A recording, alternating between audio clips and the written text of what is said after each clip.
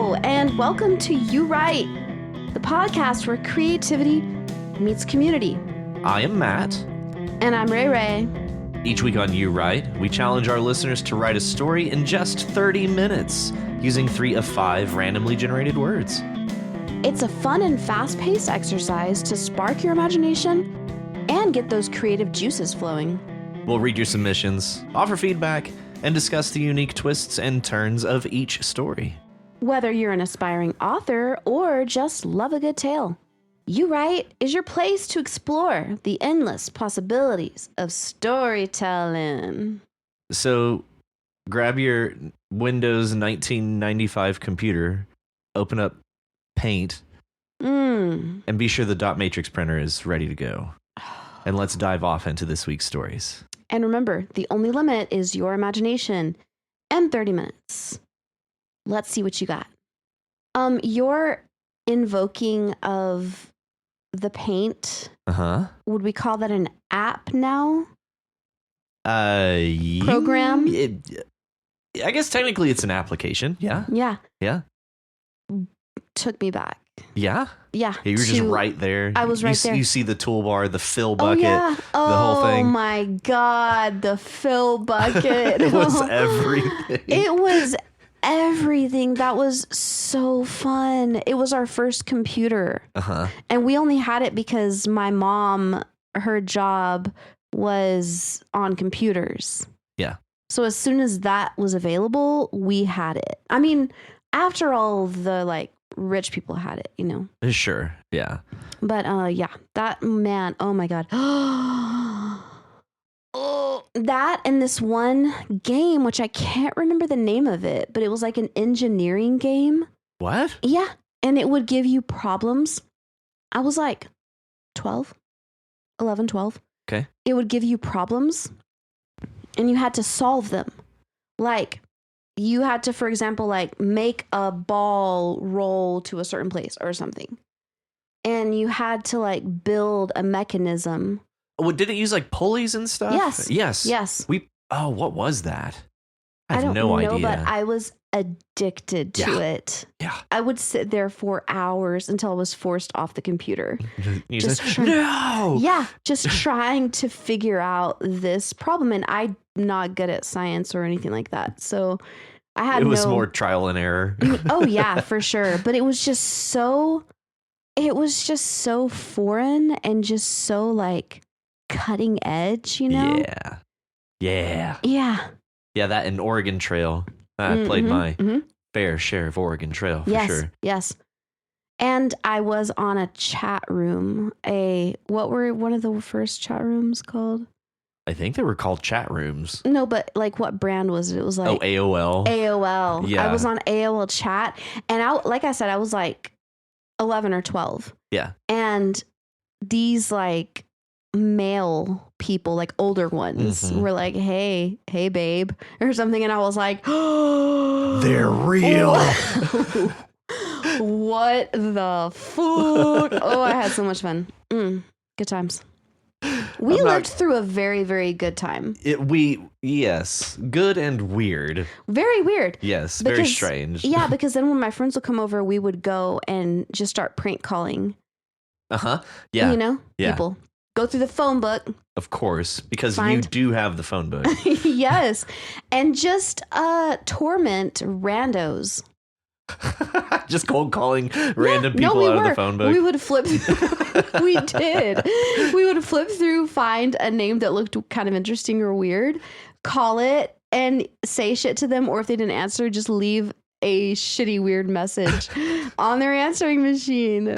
And then caller ID came in and ruined all of that. But there was the option to block the caller ID. Remember, it was star. You didn't know about this? No. Oh, yeah. Oh, my childhood. Oh, no. So many opportunities missed because I feared the caller ID. Oh, yeah. No.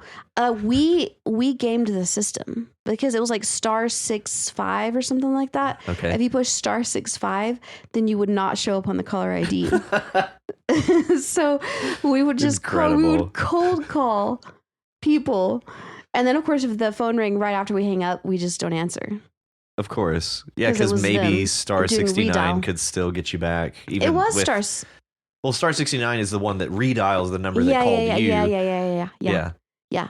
So I'm pretty sure they could still redial us, but there was a way to not be seen on caller ID. That was so It reminds me fucking of fun. Narnia. Mm. Don't cite the old magic to me. I was Exactly. there when it was written. Exactly. Oh, I Yeah. love Narnia. Oh my god. Yeah. Oh, good times. Well, did you see all our stories? Yeah. Yeah. Yeah, but I thought you were going to ask how I'm doing. Well, how are you doing? Great. Good. Yeah. Excellent. Yeah, I actually have something I'd like to share. By all means, take it away. Okay. So You see, this is the point where I thought you had something to share. I do. Okay. I do. I just okay. All right. So yes. Simulation hypothesis. Yes. That was a journey. Thank you. You just witnessed a journey through my brain. Yes, thank you for the It was- invitation. Sure. Simulation hypothesis. Okay. Also known as simulation theory. I'm positive you know about this. That's an You assumption. know about this. I know that you know. There's no way that you don't know. Posits that our reality is a computer simulation. Yes. Right. Yeah, simulation theory. Yes. Okay.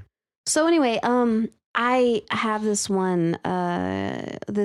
two people that I tutor, and they want to do debates, but non-political or non-religious. Okay. So I'm just thinking up shit. And I mentioned last week, I believe, the hot dog and the sandwich. Yes. Yes. Yes. Lovely, by the way. So Yeah. today, I did simulation hypothesis. And so we watched a little short, tutorial about it because they weren't familiar with it. And then I had them debate about it. The debate made no sense, but because nobody really understood the content of the video. Right. It's very. It takes a minute to grasp. Yeah. And by a minute, I mean like a few days or weeks or months. Yeah. I've thought about this a lot and I Yeah. still don't really understand it, but Right. it's more of a. Yeah. Go. Anyway, go ahead. So anyway, in the midst of our discussion of this, here's the thing though. These two guys are very smart. One of them is a computer programmer. One of them is a, very successful businessman in his country. Okay. And so I'm like, surely they're going to get this like immediately, Right. Yeah. But of course, well, English is not their first language, but that's not really the problem. They just couldn't understand it. I can't understand it. I just expected them to understand it. Okay. Yeah. Anyway, so they didn't really get it. So in the process of discussing the meaning of it, and there's like 5 suppositions. Okay. Okay, and like you have to accept, I don't know, like at least 3 of those suppositions in order for simulation hypothesis to be viable. Right. Yeah. Yeah. So anyway, in the process of talking about that, I came to a realization. So by the way, everybody, in case you don't know, simulation theory or simulation hypothesis is the idea that we are living in a simulation. Yeah. The definition that I get here specifies computer simulation, but Yeah. I think that's too specific. I think simulation on its own, because whether it's computer or some other technology that is beyond our comprehension or understanding. Yeah. Yeah. I mean that's kind of mentioned in it that well anyway, one of the propositions is that humanity will continue to advance technologically at the same pace that it has been so far. Okay. And assuming that and assuming some other things that I forgot, they are going to come to the point where they can simulate. They're going to be post-humans. Right. Yeah. And Yeah. they're going to come to the point where they can simulate entire universes and so on and so forth. Anyway, so the idea is that there are these post-humans, like higher intellectual beings in the future who have, or not really, but in the future as we know it, Right. who have come to the point where they are just for fun or for reasons that we can't understand because we are ants to them, Right. have decided to simulate entire universes.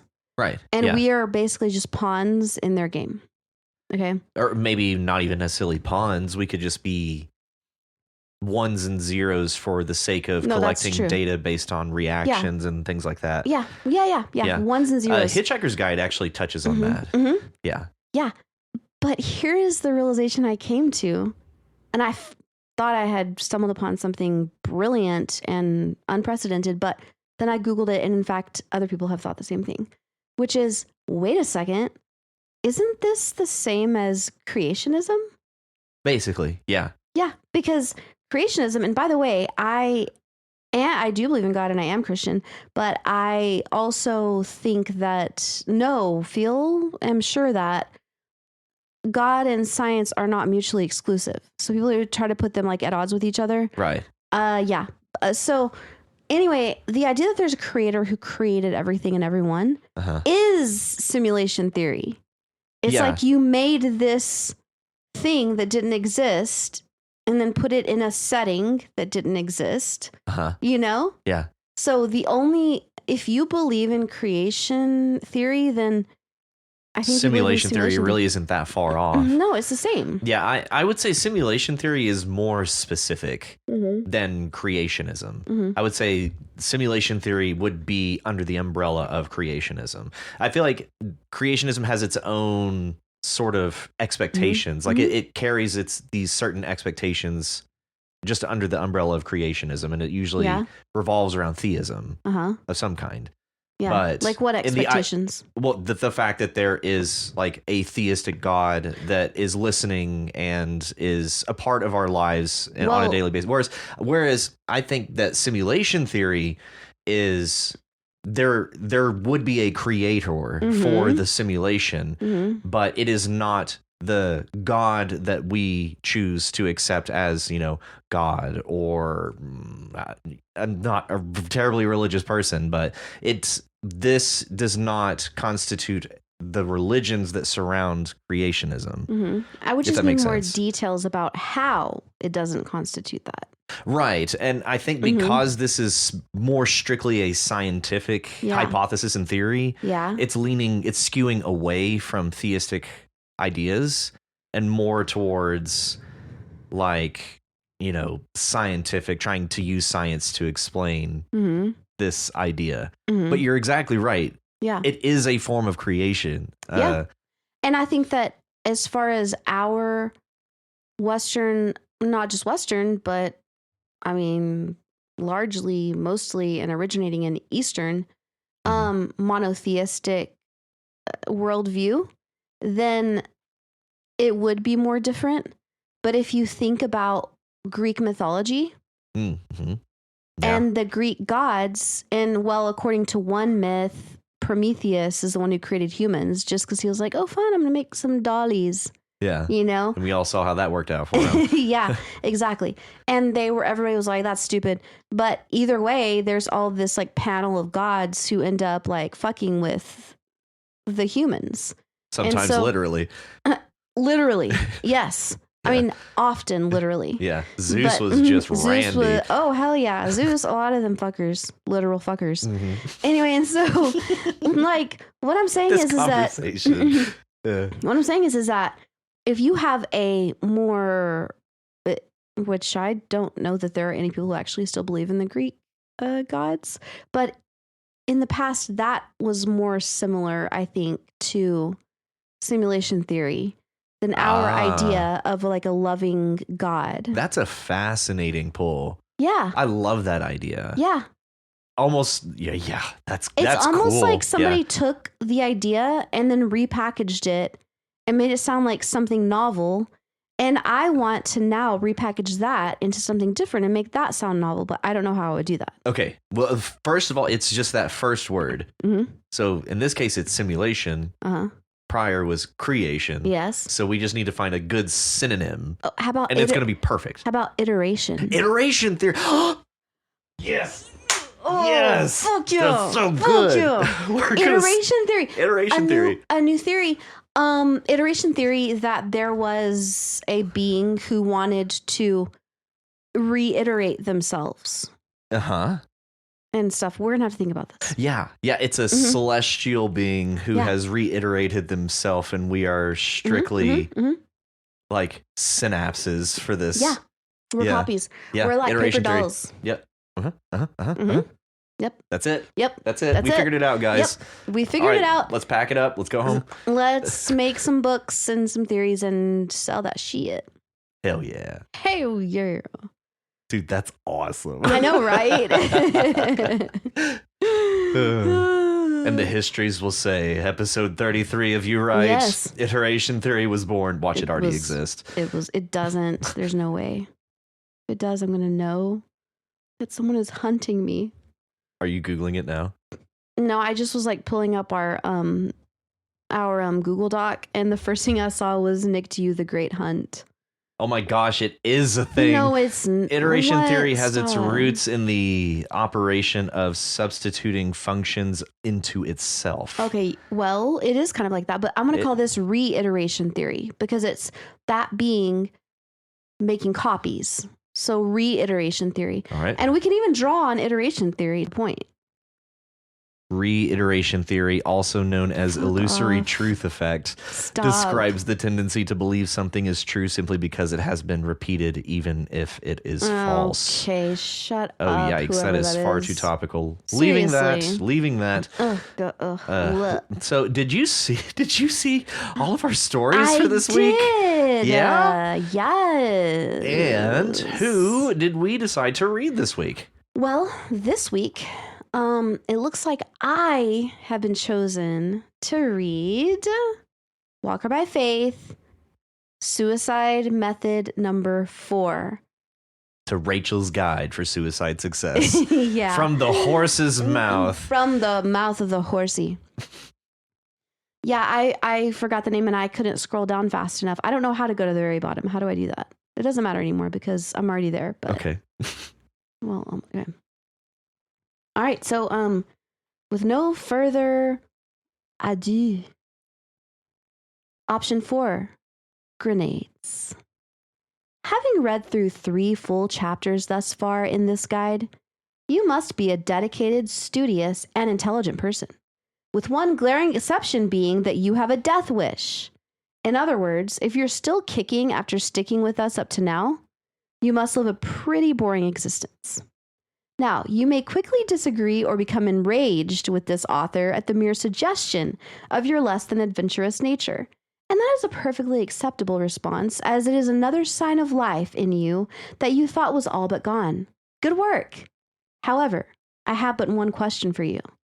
Do you know how long it takes a grenade to explode after you pull the pin? Well, neither do I. But simply imagine the excitement you'll experience in your final moments as one of life's most important questions is answered. That's right. Option 4 to suicide success is the most explosive option yet. As you sit in your cubicle farm in your comfortable ergonomic chair, with your mind circling through all the ways you can quit with a bang, having finally snapped from the banality of ceaseless Groundhog Days, of an endless and morose existence, simply put a pin in those depressive thoughts and circle back later by pulling it out. The pin, that is, of the grenade. Like, you put a pin in something like the old days, pinning Post-it notes to a tack board, and then the pun is related to the pulled pin of a live ordnance. You know what? Never mind. Where were we? Yes, grenades. For suicide success using grenades, you will want to carefully study the explosive capacity of the ordnance or munitions you have on hand, with the dimension and circumference of the subject's successful suicide site. Having closely compared these factors and ensuring that none but yourself will be in attendance at said subject's successful suicide site, you may then regard your planning process as perfectly and perfunctorily performed. In other words, you may now begin with your end. But Rachel, you say, how am I to determine the explosive capacity of the grenade I've compared to the size of this cheap motel room I'm sitting in reading this book? And if that is you, dear reader, then you are simply too stupid to successfully complete this option for a successful suicide. Which, by the way, are you diabetic? Maybe you are reading this and you are. I hope so. And if so, then if I may say so, you are in luck. Next up, who the fuck knows? Oh yes, that's right. I had that weird thought about diabetics. Option 5, motherfuckers, insulin! Because why the fuck not at this point? Bravo. Yeah. Bravo. Well done. Well read. That just rolled off the tongue. Excellent. I'm glad it did for you because it doesn't strike me as natural for myself. It feels so natural. It feels so disjointed at times. And for me, it feels so natural. And that means, Walker, that you have captured my essence in this writing. it's like that scene from Little Mermaid with and Ursula's sings, stealing Ariel's voice. So yeah, Walker is Ursula to your Ariel. Yep, that's right. Good job, Walker. Well done. Hey, This is so much fun. it is so much fun. There's so many elements of this that I love. First of all, and obviously I have to relate to it because it's kind of like from my voice. Mm-hmm. So just being like, okay, if you're still kicking after sticking with us up to now, you must live a pretty boring existence. Mm-hmm. I could really relate to that because at a certain point, I'm just like, okay, I'm being patient. Okay, you can kill yourself this way. You can kill yourself this way. You can kill yourself this way. But then when people still don't get it, I'm like, all right, you are a fucking failure. You are a disgrace. Yeah. From that same sentence, if you're still kicking after sticking with us, like there's just some nice harmonies, I'm going to call them, happening in a lot of this text. Sticking, yeah. There's a lot of great alliteration and that kind of kicking and sticking. Yeah. It's working great. Has a very harmonious style, I guess. It does. And you know what's funny is like the part after that, it's like you may become enraged with this author. And it's a perfectly acceptable response because it's another sign of life in you that you thought was all but gone. I actually said this to a friend like yesterday. Oh my God. Yes, or day before yesterday, but not that exact thing. You would say that though. Well, what I said was that she showed some level of hope, like there's still good in some people. And I was like, wow, you know what? Actually, she's like, am I wrong? Am I stupid? I was like, actually, it's really great to hear you say that because it means that you're not completely unempathetic and jaded. It's like a sign of life. Yeah. Yeah. So I was like, ooh, that's creepy. I kind of just said that. Anyway. Yeah. Honestly, this all strikes me as a lot of Rachelisms in here. Nailed it. Yeah, and I guess you probably saw Walker posted their like the line that inspired this before they ever posted the story. Yes, I saw that. And just that was enough of a teaser. That was like the teaser trailer for this, and I was so stoked whenever this came up. And I love how we're circling around this pin. Pull the pin, the pin, the grenade, like right. the thing, never mind, and just moves away from it. Yeah, that was perfect. Yeah, that was really good. Where were we? Grenades. And I like how this is all textual. It's like it's all being transcribed from like you're just talking this book out to somebody, and some poor soul has to sit down and write what it is that you're saying. Yeah. So, like you hired a transcriptionist. Yeah. Oh, it's so good. I just love the like unabashed grimness of it all. Yeah. I love that. It's like, yes, we are going to dig into the nitty gritty, Yeah, no shying away. Right. Yeah. Yeah, and this is 4 entries into this series of doing exactly that, just not shying away from it. And I really like that because actually suicide is something that is taboo. Yes. I think there's probably cultures where it is not taboo, but in our culture it is very taboo. Yeah. That's why if somebody like dies by suicide, the cause of death is often not mentioned. Right. In the death announcement. Like it is taboo. And so that's why I really like that you're like digging into this topic. Yeah, absolutely. I am all for shining light on taboos. Yeah, absolutely. Like, why is this taboo? Yeah. why can we not talk about this? What tacit understanding has the country at large, I guess, or our culture at large, like what passed this on to us? I think I know, and I think it is something that we have discussed before with Walker's writings, which is the puritanical, what I would relate to Catholic and I guess puritanical as well, belief that suicide is an unforgivable sin. So I think it comes from religion. I cannot even begin to disagree with you. I think that's exactly right. Mm-hmm. Yeah. Yeah. Yeah.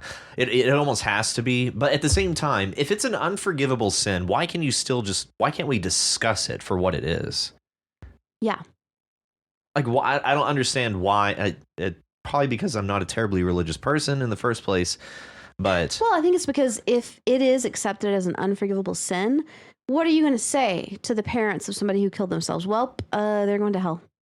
You know, what are you even going to say about that? Me personally, I would say what it is. Mm-hmm. Like, or better yet, I would say what I know it is. Yeah. And since I'm not Catholic, it's not an unforgivable sin. It's suicide. Yeah. And like Walker, I would dig into the specifics of the circumstances and what may have led this person to this action. Yeah. Because, without diving into the philosophy of suicide and I feel like there's more like gradually, culturally, there's more like acceptance of discussing it. Yeah.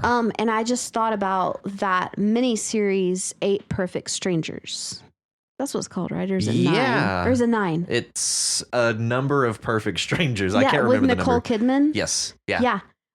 If you haven't seen that, you've got to see it. It is so good. It's like, it is good. Yeah. I don't know, less than 10 episodes. No But also, Jenny McCarthy is in there. Right. Which is interesting because she's really not playing like a funny character. Mm-hmm. But it is so good, and that topic is dealt with.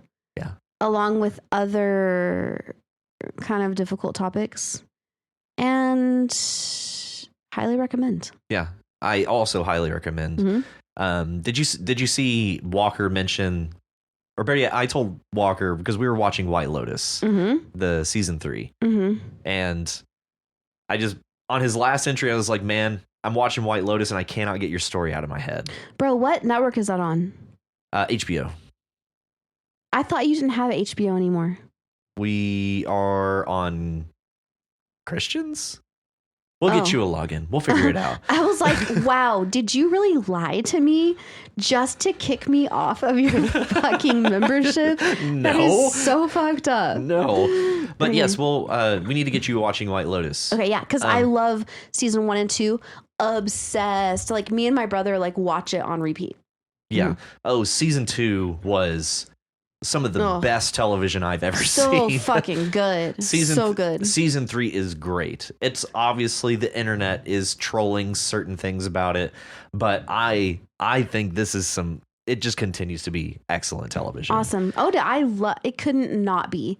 Like, it might be not as good as other seasons, but it would still be excellent because it's just fucking good. The cast, the writing, the score, like all of it just adds up beautifully. From season 2, one of the characters who I loathe, I still cannot stand her fucking face. That's how good it was. Who is it? I think her name is Audrey or something. Okay. It's the wife of the Asian guy. Oh man, I'd have to go back to season 2. Yeah, remember there's like the hot couple, and then there's those two. They're like new money. Yes. I know exactly who you're talking about. And yes. Loathe her. And now, her character. Yes, yeah. And now, anytime I see her face, I'm just like, in anything else, I'm just like, oh, I hate you. I hate you. So to me, that speaks to the quality of the acting, first and foremost, and secondly, the writing. Yes. 1,000,000%. Yeah. There's just, it's such memorable characters in this season. And yeah. I could do a whole podcast just Oh, on yeah. the White Lotus Oh, alone. totally, but, totally. But so I did we will see catch that. up after you watch season 3. We will discuss. Okay. Because I saw that comment by Walker and I was like, wow, sadly, I'm not in the know about this because somebody cut me off. No, it's okay. It's okay. We'll get you a login. Okay, awesome. HBO, get us a login. Yeah. Get Rachel a login. We need to watch White Lotus. Yeah. Yeah. But yeah, it just also speaks to the stickiness of these topics. Mm-hmm. Like just in Walker's discussion of this, anytime it comes up, this that pops in my head. Kind of further proof, like you don't read much about suicide, especially in such straightforward. Right. I say straightforward. As straightforward and jocular terms. Yes. So it's very sticky. This is a very sticky story. It kind of hangs with you. Mm-hmm. So Yeah. Very, very well done. Very effective. Yes. And I do really like at the very end where it's like, next up, who the fuck knows? Oh yeah. I really related to that. And I really liked that. It just made me laugh. I was like, this person is hilarious. Because and I was it's like, you. Oh, it's me. Next up, who the fuck knows? Oh, yeah. Oh yeah. Oh, that thing. Right. Diabetics. Option 5. Right. I loved it. I was just tickled pink. Just tickled. You been tickled. You Tickled pink. Pink. Pink. Also, that sounds painful. Being tickled pink. That means you've been tickled so aggressively that you're really? getting like skin irritation. What I visualize is being tickled to the point that you're laughing and your face turns pink. Oh, okay. Yeah. Okay. Which my brother used to do to me all the time, but it was torture. Yeah, that sounds torturous. Tickling is a kind of torture. Yeah. He would literally drag me around the house, tickling my ribs to the point that I was begging for mercy, and he wouldn't stop. I finally would just like shut down and just be like Just dead doll, pass out. It was so He's bad. dragging around your corpse. Yeah, it was like that. It was so bad. Thank you, Walker. This was a lovely entry. Lovely. All right, so what have we got next? Up next, we have Office Time by Nick Tew. Oh, yes. Okay, so this is a continuation. No? I don't know. I couldn't figure that out because it seemed like a ghost type of thing, like about the grade of Yeah, grade 5. supernatural beings. And or I'm struggling to remember which of the I remembered. Do you remember the story that we got? It was I think this character and like an alien character named Brave going to get coffee. Brave. I think they were on the crisis yeah. team because the name Wit was mentioned. I think Wit is their boss. Okay. Yeah. Okay. I just Because- in this moment remembered that story, and I think that's it. I think that's part of it, at least. Okay, because yeah, all right. So that means that Brave is the protagonist then, right? Well, Brave was accompanying our protagonist. Oh, yes. The protagonist was a girl. Yes, and That that was- carries through here, yeah. Yes, walking with Brave to get coffee Yeah. in the Yeah. last story. Okay, yeah, I remember. Yeah, so we basically begin with this office setting. Uh-huh. It's a slow week, which was merciful. Busy week on a crisis team means there were crises to solve. So the crisis team there really sets us back into the other stories, because that is a through line, I remember. Yeah. In that one, or maybe there was even another one. Mm-hmm. But it's really good at building up this environment of this office culture. Yeah. And the dialogue between Doll and our point of view character, Mm-hmm. which I still don't know if we have her name. Yeah, we didn't get it here, that's for sure, because we weren't sure whether it was male or female or non-binary. So that was mentioned in the comments. Yeah, I remember Walker mentioned that, and I was thinking that from the story with Brave, I think Brave mentions that because she is a woman, she won't garner Wit's respect. Yes, I think, yes. that sounds familiar. And the fact that, and I saw in Walker's comment, he was like, I'm not sure why. I think he said, I'm not sure why, but I'm imagining it as a female. Yeah. I think it's because of the word beautiful. Yeah. Because the word beautiful is usually used to describe females. Yeah. Whereas if it was a male, it would be like handsome or something like that. Yeah, specifically this line, I smiled at his increased vocabulary while talking to me.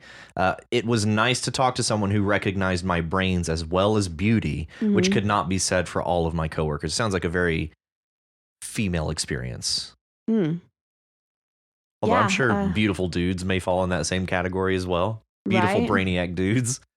Yeah. I mean, but what did he do to recognize her beauty? We're maybe assuming that he has in the past. Mm-hmm. Yeah. Mm-hmm. Yeah, since Mhm. this is in this first person, this character could be recollecting any Yeah. number of things. That's true. I really am interested by the summer camp situation with the grade Yeah. 5 phenomena. Yeah, and I actually wanted to mention, whenever I read that, a cabin at a summer camp had begun to temporarily phase out of reality and into some kind of pocket dimension. Yeah. When I read that, my face just goes, oh, because I thought it was Steve's story. Whenever Ooh. everything just like Mhm, poof mhm. is Yeah. gone, Mhm. it's like they went to this like pocket dimension. That's what Right. it made me Ooh, think yeah, of. and I like that I thought that was term. maybe like Nick's you like subtly pulling Oh, in yeah. like an element from Steve's story there. That would be so cool. That was very interesting. That is I don't interesting. think that was the case because No. there's kids Right. at this camp. Yeah, I don't think that's what happened here, and I don't think y'all have done this, but it would be so funny if y'all like did like chapter 2 of each other's stories. Like that would be so funny. like a co-authorship. Like yeah. I just thought about that because I sometimes make my students do that. We'll have traveling essays.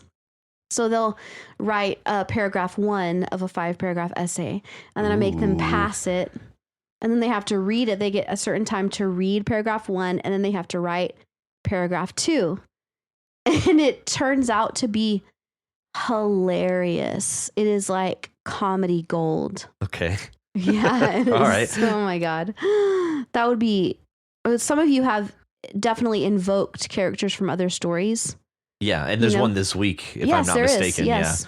But to actually just do a complete continuation or like an alternate ending, you To know, someone else's story. Yeah. that would be so cool. Like I almost kind of want to do that with y'all's stories. Well, maybe we can set a prompt like Yeah. pick someone else's story and write the next chapter or Ooh, something. That is a good idea. Yeah, well, we'll see. Oh, that's a We'll see.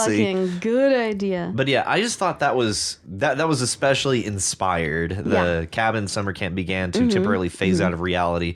Well, first of all, my association to Steve Livingroom's story aside, I think that's just a really great kind of tidbit of information about what grade 5 is, because that sounds serious. Right? That sounds real serious. Yeah. The counselor that wasn't on any record had kept them entertained, but instead they stayed inside the cabin while it had vanished from the real world. Mhm. That's intense. Yeah, and then we just kind of get a little bit more background. Grade 5s were still not understood. Yeah. That's amazing. And then we get, what are you reading? Asked Doll. Mm-hmm. I love these names. Yeah. Like Doll, Brave, Wit. Mm-hmm. So kind of seems like these are more call signs than they are actual names. Mm-hmm. So I like Doll. Yeah. Doll he's seems cute. like a keeper. And He's it seems like cute. our point of view character agrees as well. Oh, yeah. Yeah. And I, too, like Doll, would be hesitant to send the twins to summer camp after Yeah. hearing about something like that. It's a little it'll make you second guess for sure. Oh, It's yeah. like, Oh, yeah. is that a good idea? Mm-hmm. And yeah, so as I was reading, this line comes up. Does family help with that? I asked. Doll replies, for me, yes. I wouldn't go proselytizing the virtues of domesticity to others, though.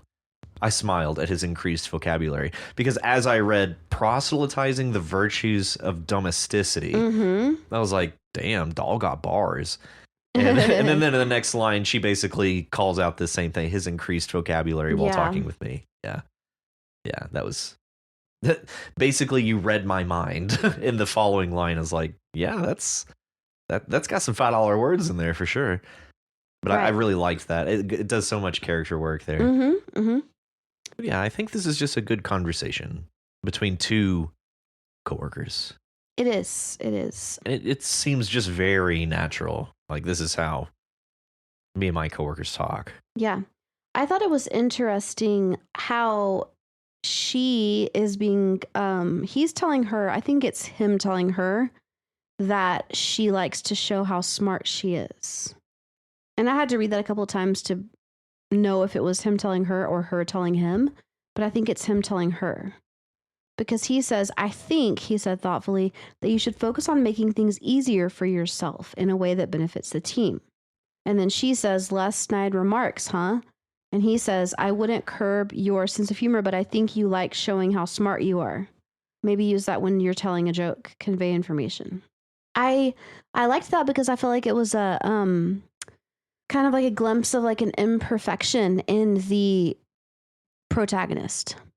Yes, and I'm glad you mentioned that, because we get little glimpses, is a great way to mention it, of what I chalk up to as kind of vanity. Even like he recognized my brains as well as beauty. This is her saying this about herself. Yeah, exactly. And so there's a little bit of vanity there. Yeah. And also this line, he beams like it was easy. My wife is amazing. You met her, didn't you? Once. She was gorgeous and almost as funny as me.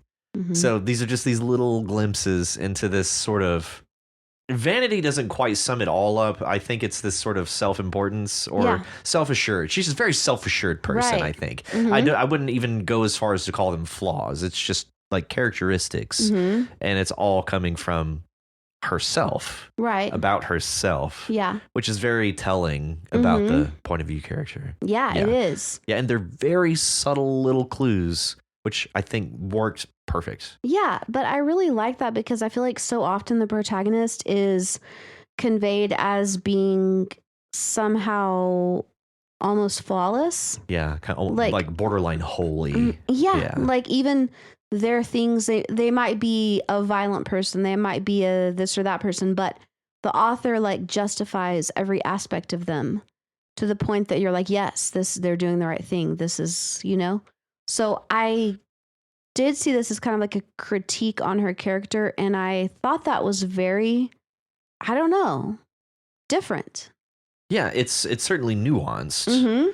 And so what we do with these little nuances, will further our understanding of this character. But I think this is just great character building. Yeah, it is. Yeah, we do get some world building right at the beginning with the grade 5, the event with the cabin and the kids and all that. There's some world building there and a little bit of plot intrigue, but for the most part, this is just characterize. And we do a lot of work with our point of view character, like we mentioned, with these little nuances, and Doll.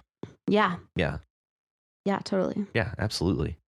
Well, hey, thanks, Nick to you. Thank you, Nick to you. That was great. Lovely. It really was. And up next is Baby Gates by Steve Livingroom. Yes.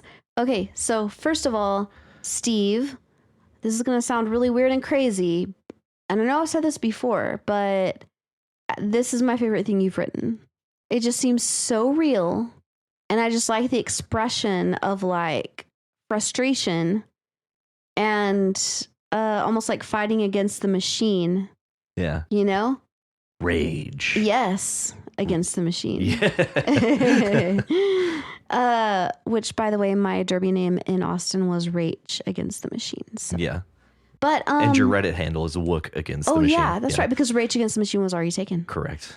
So, and also I saw the conversation about Baby Gates. Wow, because I had the same thought. I think it was Walker that said that. Baby Gates, like, oh my god. And then Steve was like, well, if you look at the prompt again. Yeah, I just pulled it up because I hadn't looked at it since I read that. And I did pull it up whenever I read that, and I was like, oh, that does look like Baby Gates. Oh my god, it is Baby Gates. It is Baby Gates. They're adult Baby Gates. Yes, and I hadn't even thought about that, but I love this interpretation of this place that it's like all, why are they putting the blue lights to depress us? Well, it's fucking working.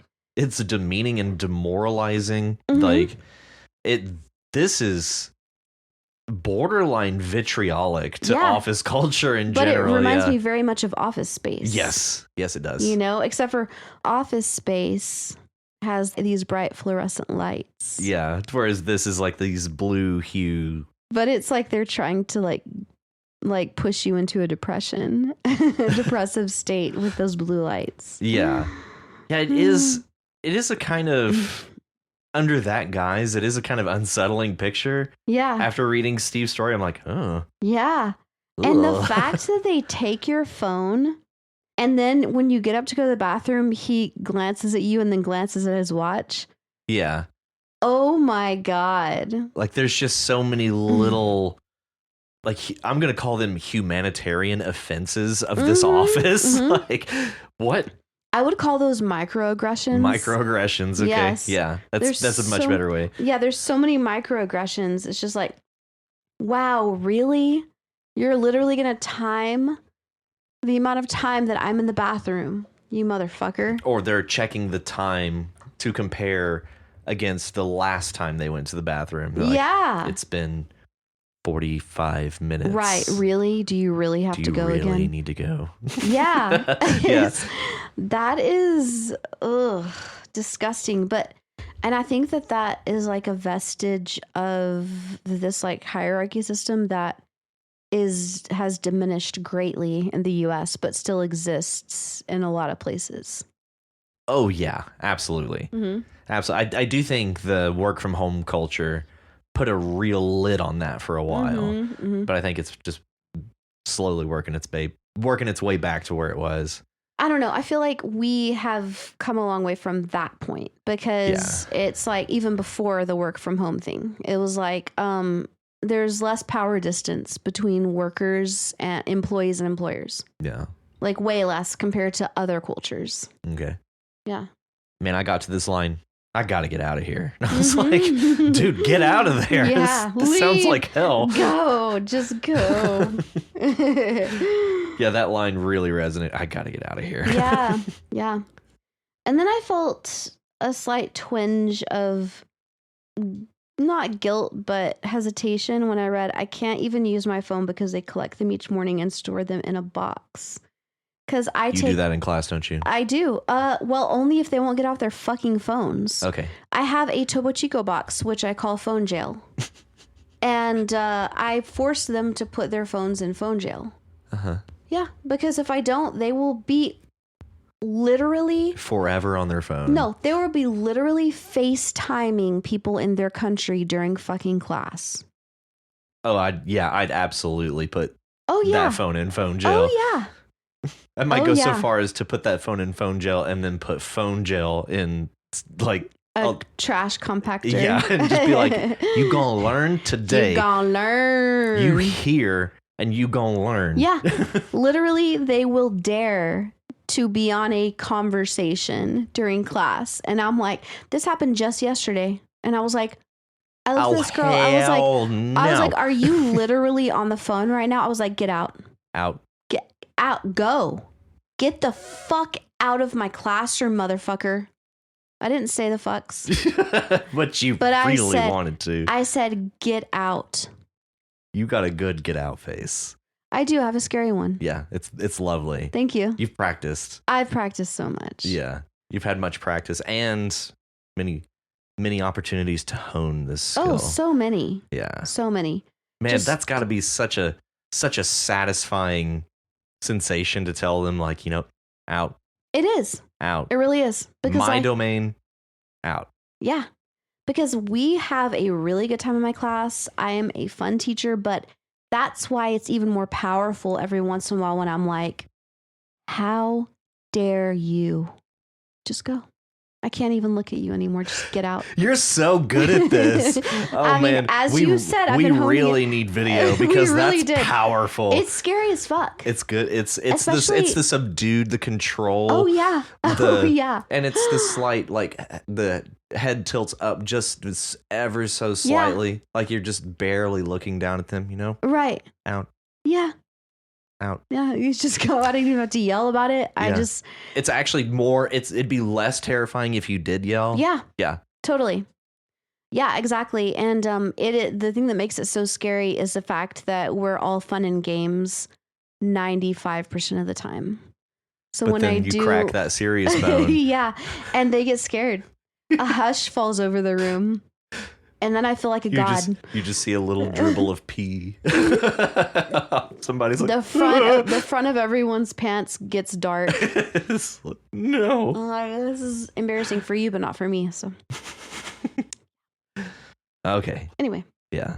But yeah, this is just very oh, it's so good. And I love the thing about looking through the baby gates to the people who are enjoying their window view, just like having a great time. Yeah. That reminded me of on airplanes when you're walking through business class and there's the curtain that separates them from economy class. It's like, wow. So we're just a steerage. Like they're not even trying to hide it. No, they're just like, we can't let them. We don't want them to have to look upon your countenance and your visage. And you do not, we cannot sully the backs of their heads with your glances. Yeah. Yeah. Yeah. It's so fucked up. But yeah, that's what they do. Pretty soon, like, economy flying is just going to be cages in the back to make sure, or it's going to be more like a train, like a subway train. Like, it's like you're just holding on and standing up. Oh, yeah. Like, shoulder to shoulder with people on airplanes. Like, that's the next airplane. I think you're right, actually. Yeah. And then first class will look like economy, and business class will look like, you know, a hotel suite in Vegas or something. I thought first class was above business class. Is that not true? Maybe it's the other way. I don't know. I don't know either. I've never done either one. I don't pretend to fly like that. Yeah, I've never done either one, but you're right. That probably is what it's going to come to. Standing room only. Yeah. For 6 hours. Damn. They're just going to drop like flies back there. Right. People are going to die. You pay extra for space to sit down on the floor. Yeah. I mean, I really think that's where we're headed. That's it. Yep. Yeah. And the last line. Yes. Or the last paragraph. Yeah. I slowly get some work done and dream of the weekend. It's only Tuesday. If someone tells me I look like I have a case of the Mondays, I am going to lose it. Office Space. Maybe option 3 in Rachel's Guide to Suicide Success is my best option, which was murder suicide. Yes. Yeah. And in that case, I would agree. That is the best option. Go out with a bang. They put up a baby gate between you and the windows. Oh, yeah. They deserve it. Yeah. But, you know, I would want to hold them hostage and watch them cower for a while before I killed them. God damn. Hey, if you just kill them, they never learn their lesson. They never suffer the consequences. And they will suffer these consequences, damn it. Even if it is just fleeting. Right. Thank you, Steve, for baby gates. Thank you, Steve. And for being so observant about a prompt. I had no idea, but they are baby gates. I'm convinced they just put up baby gates. I hadn't noticed that, but you're absolutely right. You know what? This also like kind of made me realize how hugely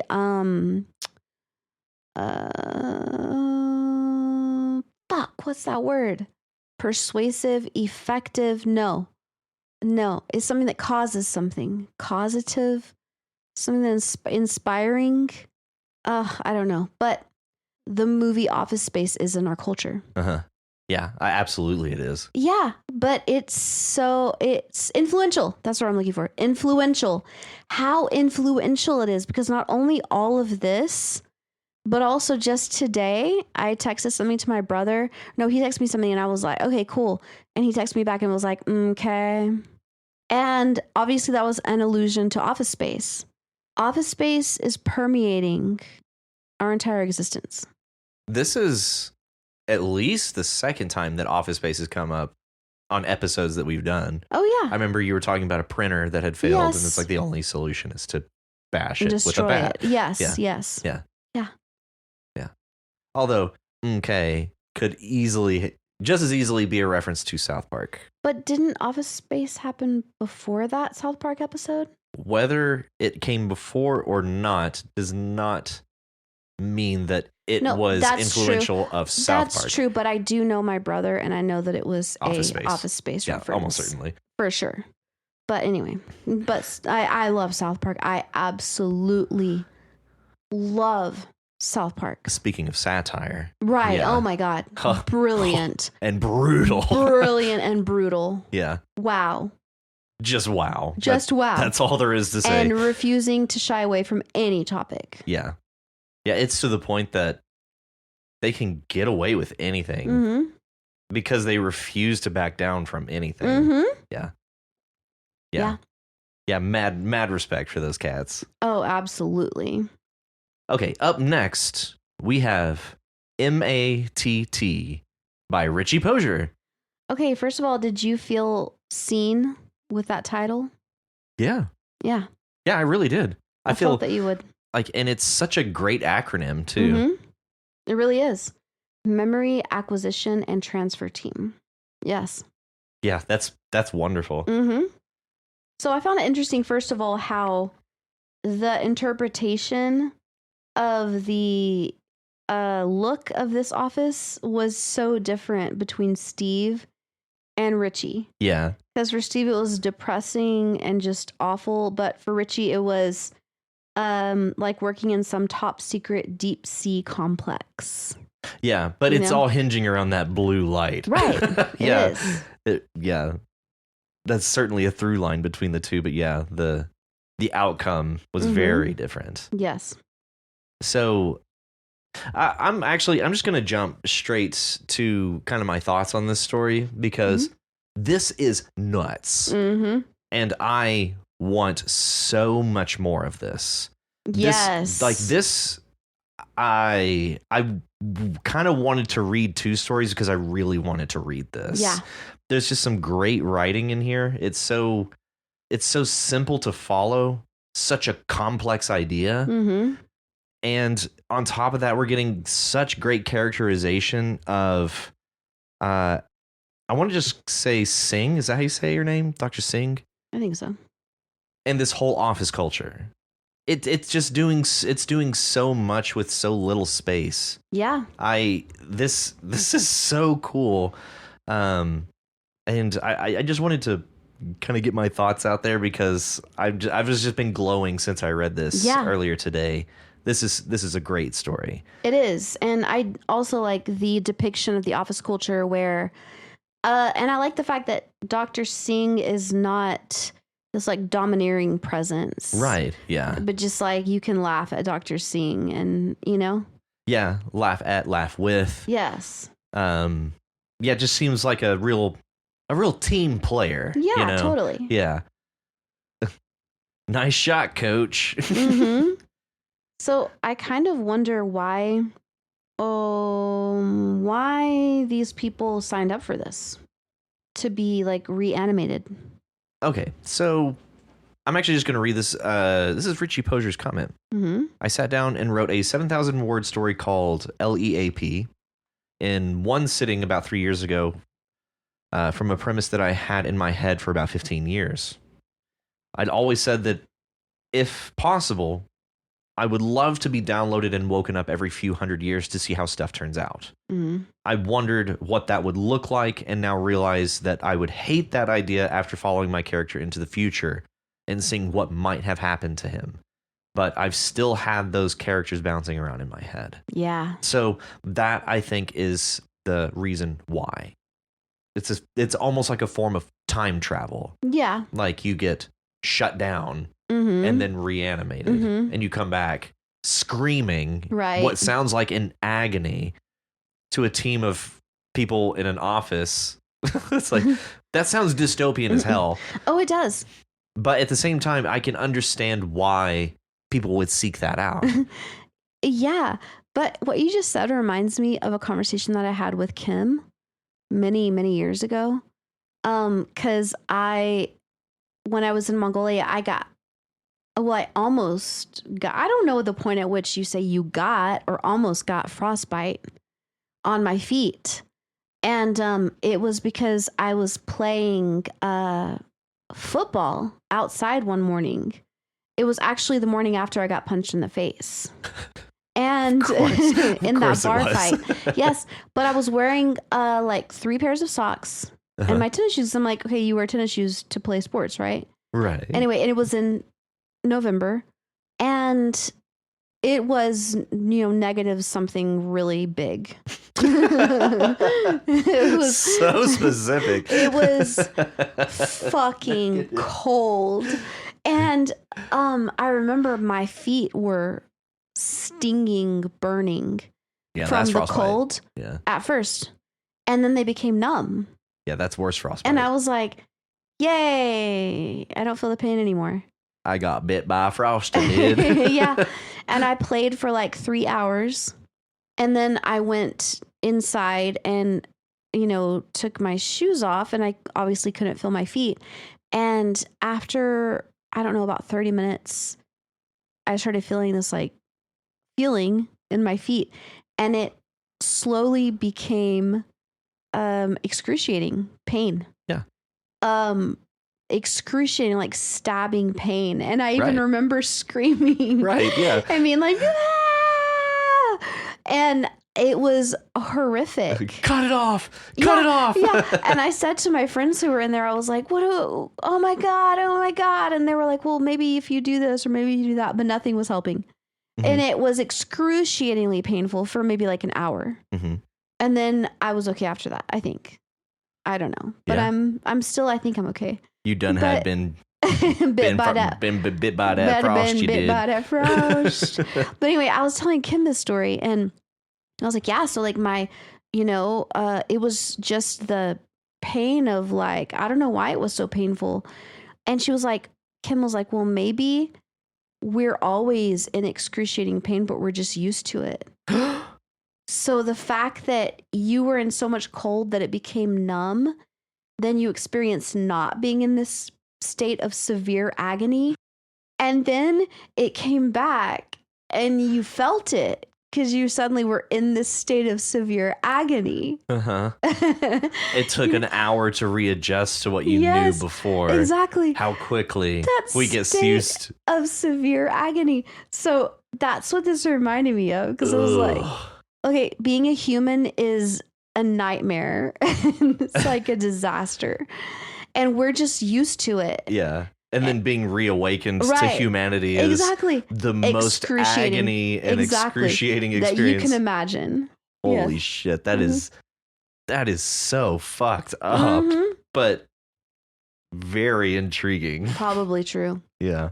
Let's be real. Hey, imagine it. When you come out of the womb, you're screaming, crying, Oh, you know what it in is? agony. You know what it is? It's because it takes the simulation an hour to update your firmware in your feet That's it. because it lost connection with your That's feet. it. And so it's like, hold on, the firmware's downloading to your feet. Okay, you know what? That is a proof towards simulation theory. Yeah.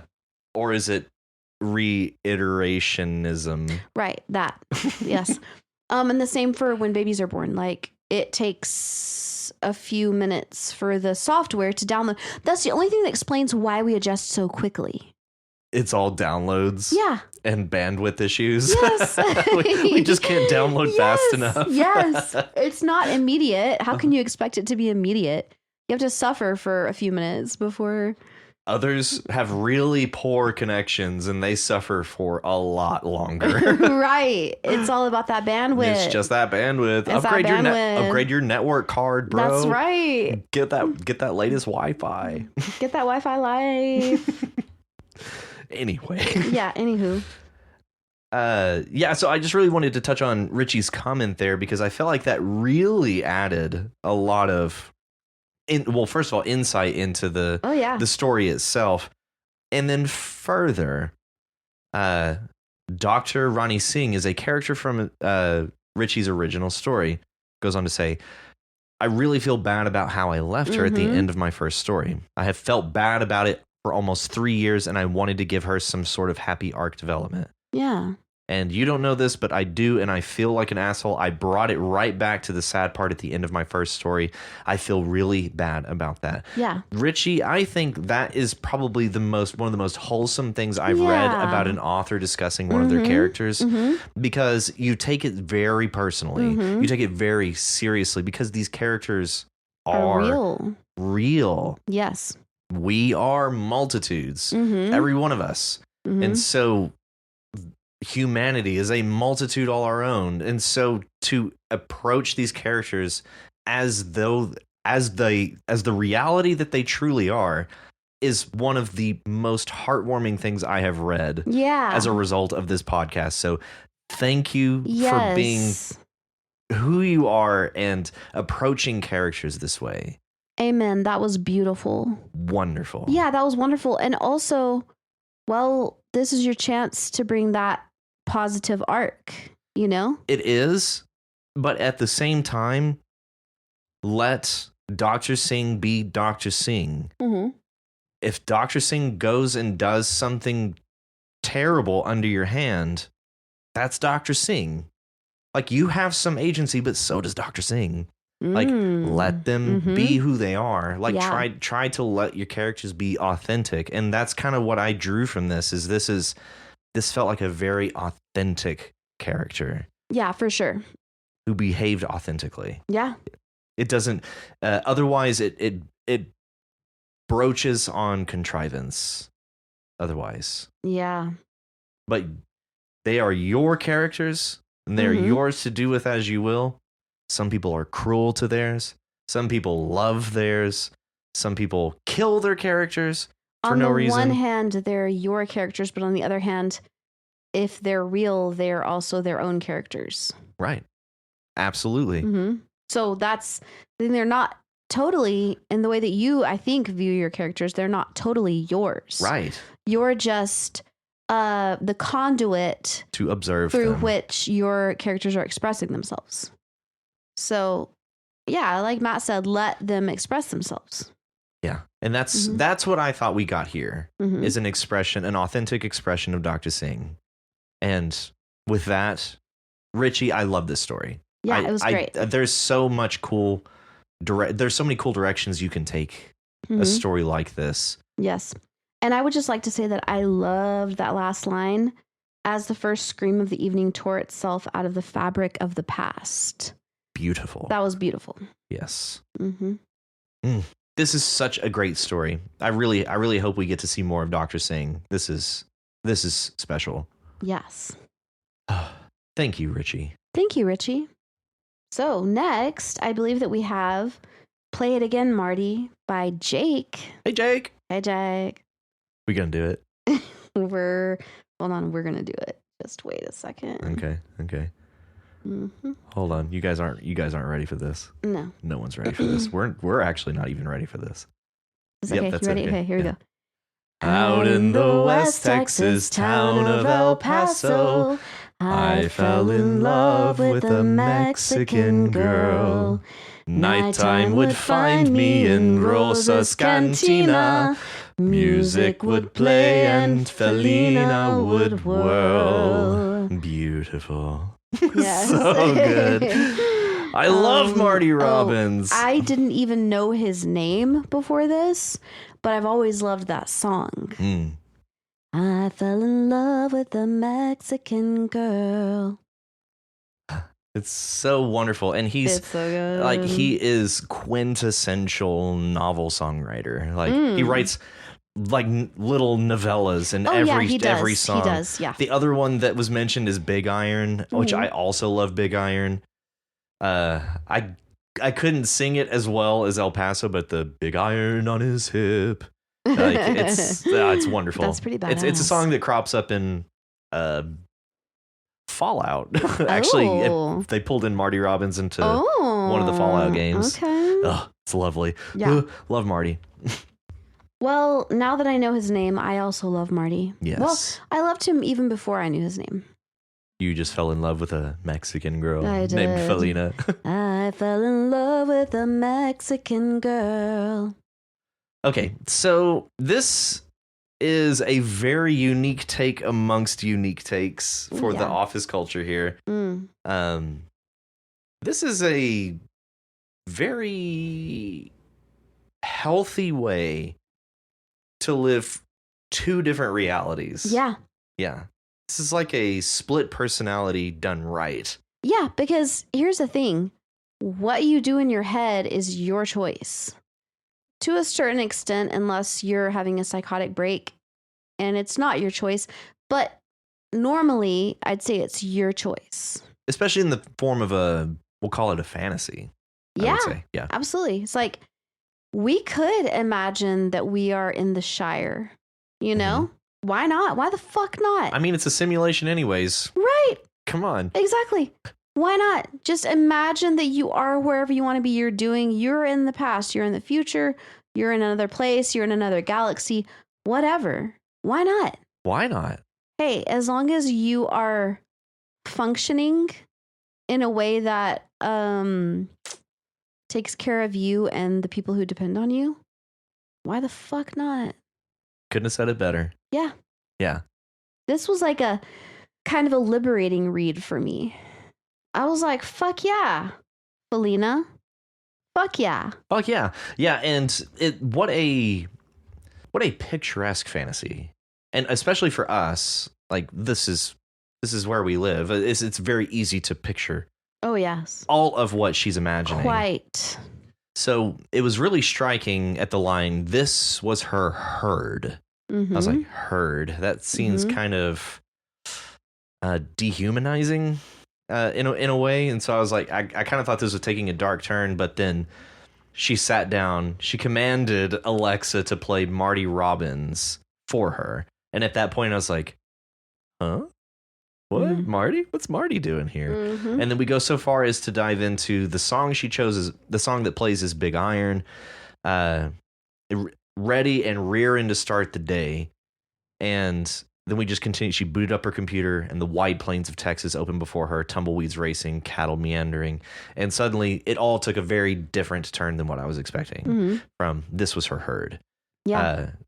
And it takes just that one paragraph following this was her herd to really set the stage for this fantasy of hers. Yeah.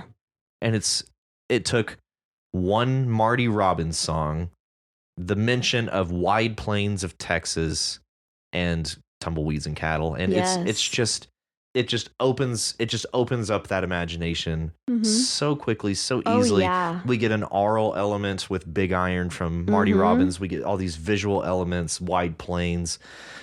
It's just so effective. You have such great descriptive qualities to these. It really is very effective. It was like, I don't know, like inspirational / calming. Yeah. To me. I mean, I don't know. And yeah, we are from a place where that's very much a reality. Yeah. You know, the tumbleweeds. Yeah. Usually if there's tumbleweeds blowing, it's not a good day. Well, you know what? Hot take. I love those days. Those uber sandblasted windy Yes. days. All right. I You're right. love them. Hot take. I don't tell many people that when everyone's like, it's disgusting outside. And I'm just like getting off on it. I don't tell people, but I only feel that way whenever it's hot outside. If it's cold and windy, I want to die. Yeah, that's brutal. Oh yeah, but hot and windy, love it. There is a kind of novelty to it. Not many places in the world are like that. Yeah. So No, it's awesome. Yeah. Yeah, it's just a really lovely picture that's painted. And also like I like the use of the word caballera. yes. Yeah. And you know what? It's not only is it like living in her own world, but it's also like hopeful of the future. She could be that in the future, you know? Yeah. She could get her own, she could become a cattle rancher. Why not? You know? Yeah. I mean, she grew up on a cattle ranch, right? Yeah. Yeah. No, I don't know. Did she? Well, it was her. Oh. She was from southern Texas, and her father had wrangled cattle for a time when he was younger. So it is just basically her internalizing a story she probably got from dad. Yeah, or lots of stories. Or lots of many stories from Yeah. dad about being a cattle wrangler. Yes. I would like to share something about cattle wrangling. Go on. Okay. So I learned how to herd cattle in Mongolia. Okay. Yeah. And I learned it the really, really hard way. You just had to go out there and run at some cows and hope they move? On a horse. On a horse, okay. You had a horse. A racehorse. Oh. That I didn't know was a racehorse. Oh. Yeah, that and sounds with an old lady, scary as hell. and an old lady screaming at me the whole time. It was a scary thing. I'm not going to tell the whole story because it's long, but I did learn how to herd, and it is so magical and so fun. Of course, if it was my daily existence for my whole life, well, they take pride in it. Oh, yeah. You know, they're not like, I hate my life.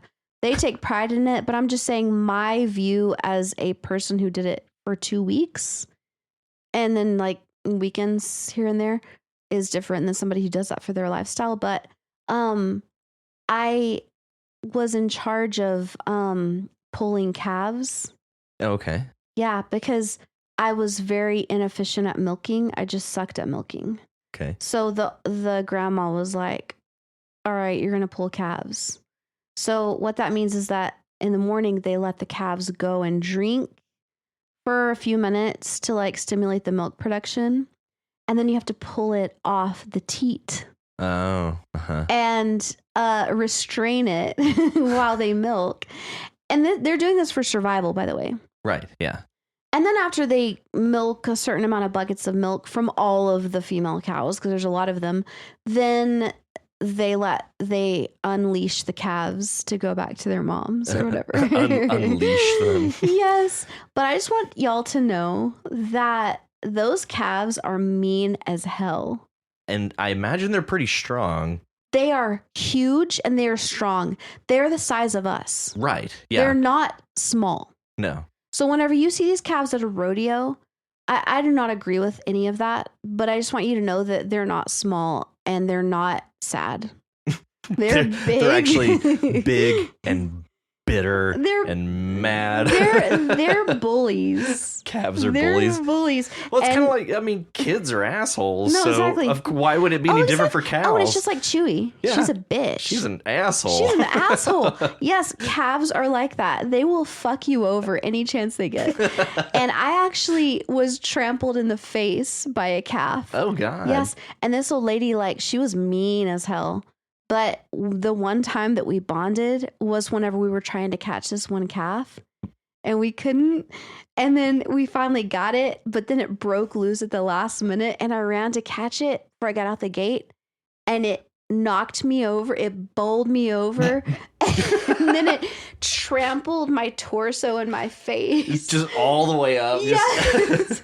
And I was just laying there. And then he goes in reverse and does it again. And I was just laying there in the mud. And we need video. Yes. I'm going to figure this out. And the old lady and me just started laughing. And that was like our bonding moment. And after that, we were bros. That's all it took. Trampling. One trampling. Turns out that's all you need. One she trampling. Was like, all right, she's gotten a taste of my life. She understands now. Yeah, we can. You're on my level. We can be friends now. Right. Exactly. Anyway, I just wanted to share that little tidbit. That's a lovely tidbit. Thank you. Yes. And frankly, I could basically say the same about this story. It's a lovely tidbit. It really is. It is a happy place. It is such a happy place, and it's inspiring in that if Felina can do this, maybe I can do this. Absolutely. When I'm at work, I'm just going to be, it's like, I'm not sitting in my office chair. I'm in a hammock on the beach. Yeah, absolutely. Under some lovely shaded palms. And you could even like change it up. Like, yeah, and then tomorrow it's like, nope, I'm not in my office chair. I'm on the ski lift. I'm going to go. And here in just a second, I'm going to go down this awesome ski run. And you can also go to the Shire. The Shire. The Shire. Yeah, I'm on the cart with Gandalf on his way to the Shire. Yes. Oh, so good. And the fireworks. Ugh. It's so good. It's so good. Yeah. But genuinely, I think this is inspirational, if for no other reason, helping us promote being imaginative in reality and making reality what you want it to be, I guess. Actually, I would like to take this moment for all of us to think about tomorrow when you're at your job, assuming that you go to a job or wherever you are. Or maybe you're there now. Yeah, maybe you're there now. Let's think about what we are going to imagine when that's happening. It's a group meditation. I love this idea. Yeah. So let's actually take like 10 seconds right now. Okay, everybody close your eyes. Yeah.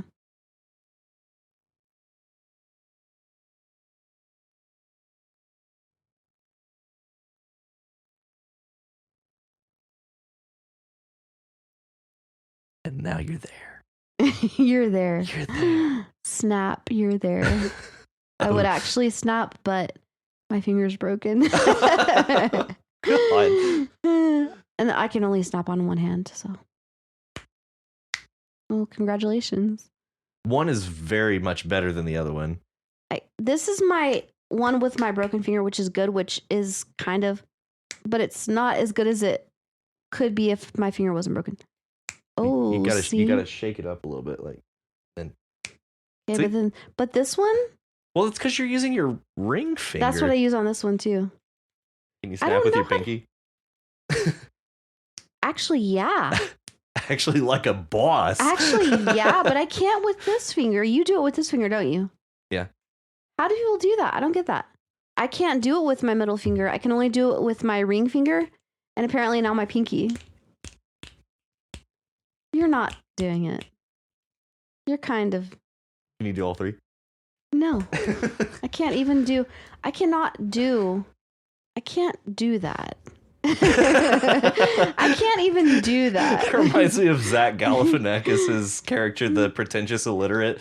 He asks to borrow a guy's glasses in the audience, puts them on, and he's like, the pretentious illiterate, and turns around and he's like, oh, takes off glasses. I can't read. I'm sorry. I can't read. I love that. That was a tangent. Where were we? It was a good tangent. We were talking about going to your happy place in your head when you're at work. And then our happy place was us trying to figure out how to snap. Right.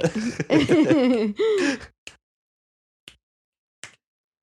me just go right back there. This is my...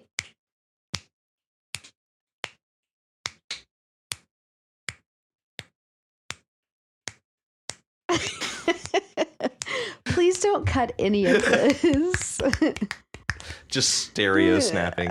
We're just like staring at each other, like snapping. Lip shits. Lip shits. Okay. Okay, what else you got for Jake? That's all. It was great. It was lovely. Yeah.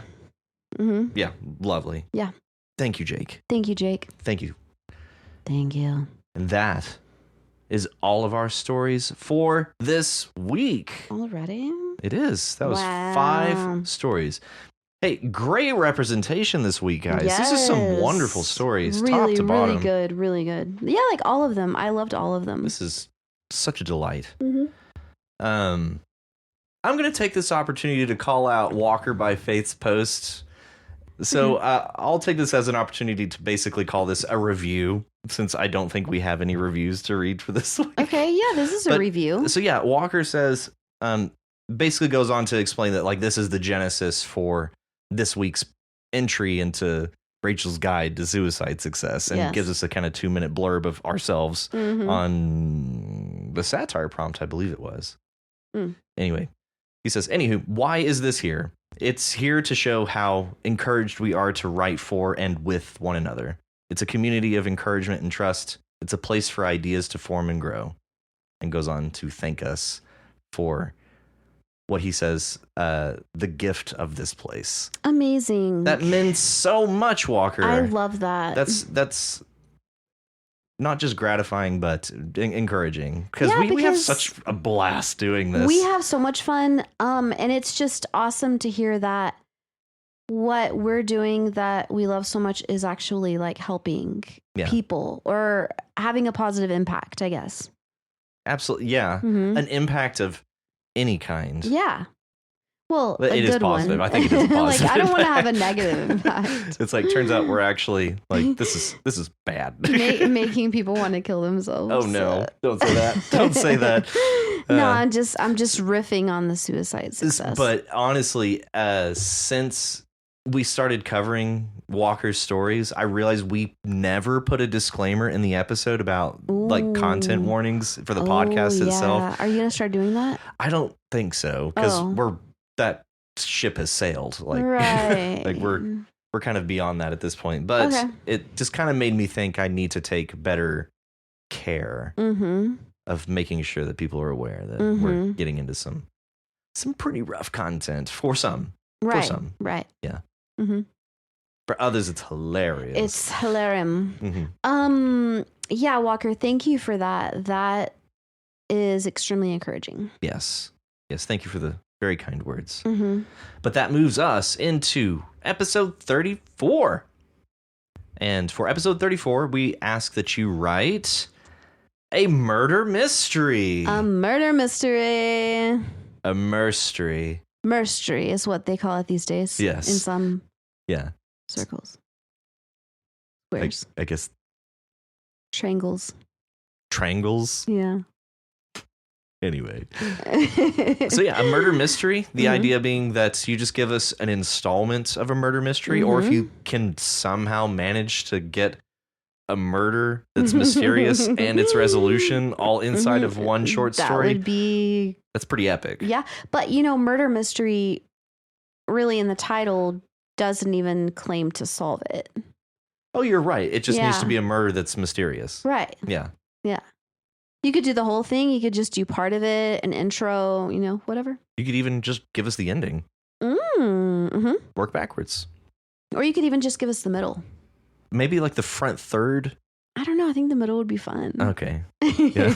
That'd be fun. Yeah. Anyway, the words to accompany this murder mystery are award, rehabilitation, residence, understand, and sector. Ooh. These are good murder mystery words. Very fucking good. Very fucking good. Proceeds to blink erratically. We're blinking erratically and hard. Hard blink. Hard. Yeah. Okay, award. Okay, so you know what? Award is actually an interesting word because it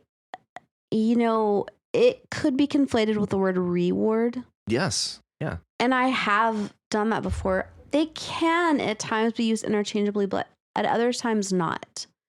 So reward is like whenever you get a prize, it's almost like a payoff for doing something. Yeah. It's usually the result of having done something to earn it. Right. Well, an award is also that. But a reward, a reward is usually, I think, for like, I feel like whenever you go for a reward, you're doing it for the reward.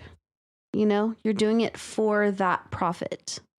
But whenever you get an award, it's something that you're doing because it's something that you love, like let's say poetry or something. Okay? And then you get like a blue ribbon or something like that. An award to acknowledge that you did a good job. Right? A reward, I don't know, actually. I don't know. Yeah, I was just curious because I was like, I don't think I could differentiate the two. Yeah. Like you get a reward for giving a tip to the police about a missing person. That's a reward. An award is bestowed as an honor for merit, extraordinary achievement, or winning something. Yeah, so it's almost like an award is something for achievement. Yeah. Like doing something well. Whereas a reward is a... kind of a consolation. Compensation. Compensation, better. A compensation for something that needs to be done. Like finding a missing person. Yeah, this says a reward is a more general term that can encompass any form of recognition, including intangible or monetary benefits. So, because like an award is usually a physical, tangible something. A reward can encompass intangible things. Really? Like, yeah, your reward is my silence for the next 20 minutes. Okay. All right. That's one way to look at it. Yeah. I feel like the difference is the context in which you use it, but it's really hard to define that context. Yeah. I just think of Aladdin with Jafar. Here's your reward. Yes. Your eternal reward. And then he laughs like that. Yeah, exactly. I'll give you your reward. Your eternal reward. The diamond in the rhyme and in the That's the second week in a row. Aladdin also has permeated our lives. Okay, so Well, they can show us the world. yeah, that's true. Okay, so yeah, reward, award. Like, okay, if you're in a competition, the gold medal is an award. Yeah, it's an award. It's not a reward. Well, could you say you were rewarded an award? No, you would say you were awarded a gold medal. Okay. Awarded. Yeah. Yeah. It's I was award. like, can you be rewarded an award? No, you can't. You can't. That's like if you're doing something that's really fucking cool and you win something, okay? But reward, to me, reward is more practical. It's like, hey, Yeah. I will give you $5,000 if you find my Crinden, which is escaped. Right. Or whatever. Yeah. Yeah, Yeah, that makes sense. Yeah, but by the way, reward can be a noun or a verb or an adjective. Reward money. Yeah, as can award. Is that what's the word? Award. Oh fuck. Yes. Yeah. Yeah, award, the physical tangible thing that you are awarded. Well, as an adjective, well, how would you use it as an adjective? Award? Yeah. Award committee? All right. Yeah, totally. Yep. Yeah. Absolutely. Yes.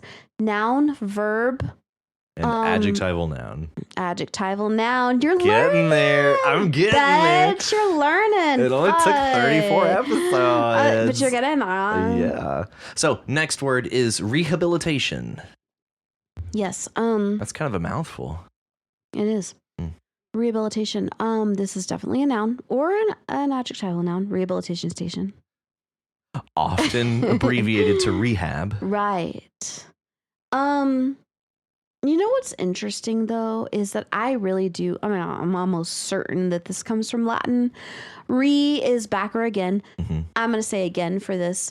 Well, or back, but habeo is like haber in Spanish, Mm-hmm. and it's like have or to hold. So it's almost like, to me, this means like having, again, getting back control of your faculties, kind of in a way. Yeah. Regaining hold on yourself. Yeah. Yes. Regaining hold on yourself. Yeah. That's what I think it is. Yeah. Rehab is a place where you can go to Dry out. or meet other junkies. Also, yes. It can also be physical rehabilitation if you've been like physical therapy is a form of rehab. Yes, for sure. Yeah. Oh, yeah. No, totally. What else is there? What are the rehab? There's also like rehabilitating like wildlife rehabilitation is a thing as well. That's crude. We have wildlife rehab center here. I know, I've called them once. I think Kim's volunteered out there a couple times. She has. I remember her talking about the feeding frenzy. Yeah. Yeah. Yes. Yeah. Rehab is a cute thing. Actually, yeah, it is kind of cute. It's a very wholesome step towards something Wholeness. something whole. Right. It's a wholesome step towards wholeness. Yeah. Yeah. Yeah. Next word is residence. Residence. Yeah. All right. So interestingly, residence. Well, this is this is a noun or an adjectival noun, but it's interesting because you have the word denizen. What is a denizen? D-E-N-I-Z-E-N. Denizen? Like a denizen, like someone who lives Yes. of this place. A denizen of. A denizen is a resident or an inhabitant. Yeah. So this comes from the same root. Residence. Fascinating. Denizen. Yes. It's just somebody who lives in a place. Residence And is the place. reside. Yeah. Mhm. Residence. Mhm. Interesting. Yeah. And this is I wanted just to string them together. Residenizen. I think you should. Residenizen. Residenizen. Residenizen. I'm a residenizen. I'm a residenizen. Residenizen. Anyway. Yes, but residence is a place where you live. Yeah. It can also refer to like Lady Gaga has a residency in Las Vegas. Really? She's had like month-long residencies at Okay. Well, anyway. Interestingly, residence, what is it? ENCE? Is that what we're talking about? Yeah, ENCE. All right. So this is actually a word that I've like come to grapple with recently. Okay. Yeah, because of all of the, I'm not even gonna get into it, but really absurd immigration stuff that's going on right now. Right. And residence is an immigration term. Residence. Yeah. Yeah, but residency is like a doctor having a residency. Yes. Yeah. You know? Yeah. And so I'm recently dealing with medical students who are immigrants. Uh-huh. And so really differentiating between the word residence and residency. Uh-huh. But also, I don't even want to use any of those words because that also, due to the Kermit the Frog, due to the current political situation, even invoking the word residence makes people think about your immigration status. Oh gosh. Yes. And so just recently I was actually editing a email to a future employer for an international student. And he wanted to say that his staying in Texas was dependent on this or that. And really staying sounds dumb. So I was like residence, but I was like, wait, no, because residence, brings to mind visas and visa status, and that scares employers off. Yeah. So it was like, fuck, how do I say this? It's a loaded word. Yeah. It's a very loaded word. Yeah. Yeah. Unfortunately, yeah, it is loaded, especially of recent. That is actually a word that I use basically every day at work because we work in houses. Residential construction, remodel. Them suburbs, bye. Hey. Or no, it's just the burbs. All burbs, sub or otherwise. Yeah. And the next word is understand. Understand? For a murder mystery? Oh, that's perfect. Understand? Right. It's perfect. So understand can only be a verb. Right. Understand committee. Nope, didn't work. Welcome to the Understand Committee. It's actually a hyphenate under dash stand, and it's just a committee that meets under the stands. Under the stands. Wow. I would love to be a member of that committee. The Understand Committee. Yes. But understand is only a verb, and to stand under something is to understand it. What do I say about that? To grasp it. Uh-huh. From below. To grasp it from below. You really want to make something of that, don't you? That means to know it from a base level. Okay, yeah. Yeah, not just know it, but know it from the bottom up. Yeah. Yeah. Hey, it's in the Bible. Yeah, it's like wisdom comes before understanding, or understanding comes before wisdom. Wisdom comes before... No, I don't know. It's in the Bible. Okay. I believe you and trust you. Unless you're lying to me. I'm not. There's verses. That sounds vaguely familiar. Yeah. Yeah. But yeah, it's just to grasp something, to come to terms with. No, that has a greater meaning than understand. Oh yeah, that's more specific. Yeah. It's Understand is a kind of a general, it's not super duper specific. Yeah. Oh, yeah. In Proverbs, it says, get wisdom, get understanding. So those are different things. Okay. Yeah. Wisdom and understanding, are different. How are they different? I can't tell you, but I just know that they're different. Wisdom, I think, is understanding on top of understanding on top of understanding. Like it's compounded understanding. And our last word is Go on. sector. Oh. Sector. Sector. So, as I'm sure all of you have realized, sector and section. Yeah, we all realize that. Are the same. So, secare, I think in Latin that means to divide. So, it's probably. like different divisions of a thing. A section, a sector. Mm-hmm. So, sector. What about sect? Sect? Is the word sect or sector? Sector. Okay. I'm just wondering if sect is part of that. Oh, absolutely it is. Yeah. A sect of, But it really depends on how it's used. And sect is used usually for like religions. Right. Like a religious sect. Which would be like a piece of a larger right. religion. It's just under the umbrella. Yeah. Okay. Under the umbrella tree. Okay. Okay. So sector is a vague term for like there's the public sector, the private sector. That's like money, right? It's like finance, economy, or something. Business. It's business. Yeah, because yes, it's business. Yep. Yeah, we know that. We do. Sector also. Oh wait, what's that one word? When something is not religious, it's secular. Secular. I was like sectarian. Secular. Yes, that also comes from the same thing. Really? Duh. If it has an SEC, it comes from secare. Okay. All right. Yes, secular. It's like, I don't know why, but that's what it means. Interesting. Bro, if I'm wrong, I'm going to eat my shoe. My other shoe, because this is new shoes that I'm wearing right now. Okay, so not new shoes. No, I'm going to go find a shoe at home and eat it. Okay.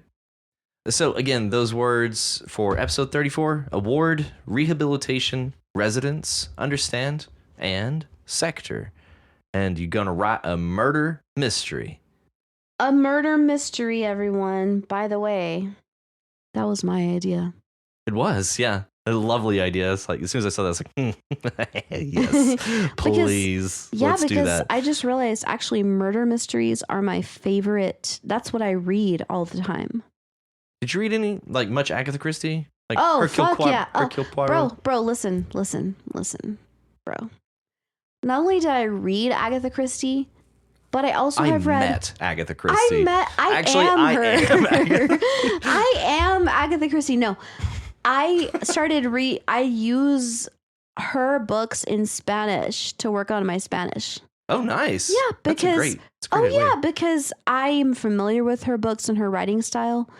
And so when you're familiar with literature and then you read it in your target language, it's very helpful. It helps. Yeah. I love Agatha Christie.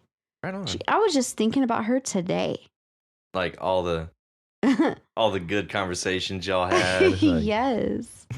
No, I was just thinking like, wow, she was like I need to text Agatha real quick. Yeah, I need to hit that girl up. No, I was like, she was so ahead of her time, I feel. Yeah. She has a kind of modern edge to her, I guess. I feel like she does. You know what? But it's funny because I say she was ahead of her time, but actually that's dumb because she was probably a catalyst for what came after her. Obviously, she was a catalyst. So to say she was ahead of her time would undermine. It would infer that what was going to happen after her was going to happen regardless of her, and that she was ahead of that curve. rather than saying that what happened after her was partially and subconsciously inspired by her. You know what? That's some dumb shit. Everybody listen to me. Strike that from the record. No, what I just said was brilliant. Oh, God. No, I just realized this, and I'm not even high, because this is like a high realization. Uh-huh. But I just realized that anytime that we say so-and-so was ahead of their time is actually ignorant, because that person is the person that ushered in the proceeding times. Yeah, the progenitor, if you will. Right. Yeah. It's like when we say the Egyptians were ahead of their time. How did they know how to make the pyramids? It's like, bro, their ability to make the pyramids. Where do you pull these voices from? Their ability to make the pyramids is why we are where we're at right fucking now, bitches. It's an arrogant viewpoint. Yeah, just give them credit and let's take it for what it is. Right. It's like... And it's innovative. It's ingenuity. It's the building blocks to where we are now. Yeah. So it's like anytime that someone's like, Einstein is so much smarter than Newton. He was so ahead of his time. No, he wasn't. Okay, maybe he was smarter. I don't know. But the reason he came to the conclusions he came to was because of fucking Newton, bro. And everything else that preceded Einstein led him to be one of the greatest. Exactly. One of the greatest of his time, but not ahead of his time. Exactly. Yeah. So this whole ahead of their time is fucking arrogant. Yeah. And it really does detract from the accomplishments of those that came before. Yes. And it also paints those who base their work off of these ahead of their time as derivative. Yeah. Yeah. No. Wait. What? Like, so if somebody is ahead of their time, anybody who follows in their steps using the work that was ahead of their time, they're simply rehashing something. But they are derivative, though. Yeah. They're building on what already existed. Yeah. Before them. Yeah. So to say that somebody is ahead of their time is dumb, because actually, no. That's not possible. Time, you can't be ahead in time. No, we don't have time travel. But also it just means that whoever went before them is why they are the way they are now. It's like no man is an island. Well, I'm a rock. I am an island. Simon and Garfunkel to wrap it up for us, everybody. Yeah. It's like you're not who you are just because you did not spring forth from an oak, okay? Like, you are who you are because of what came before you. Yeah. Period. Yeah, and those that follow will have been inspired or influenced by you or others that came. They will have had been in the process of being influenced. They will have had been being. All conjugations. All of them together. If you want to be like these wonderful writers and submit your story to You Write, why don't you just go ahead over to our subreddit. Go at reddit.com/r/YouWritePod. Go get. Go. If you're unable to submit a story this week, that's fine. You can help out by reading and commenting on other people's stories. Each time you post a story or leave a comment on someone else's submission, you increase your chances of having your story read on the podcast. You can also reach us at yourwritepod@gmail.com. If you like our show and want to help support us, consider donating at our Patreon at patreon.com/YouWrite. If you're unable to donate, that's fine. You can help us by sharing the podcast with other writers and non-writers alike. If you haven't already, why don't you go over and subscribe to the podcast so you know as soon as new episodes are available. Also, God. be sure to leave us a rating and review in your podcatcher of choice. We will be reading one review on each episode. Every single one. So get creative. And remember, join us next week on You're Right. A podcast where you write. Out in the West Texas town of El Paso, I fell in love with a Mexican girl. Nighttime would find me in Rosa's Cantina. Music would play and Felina would whirl. Blacker than night were the eyes of Felina, wicked and evil while casting a spell. My love was deep for this Mexican maiden. I was in love, but in vain I could tell. Good night. Sleep tight. Don't let the bed bugs bite. Kisses and hugs.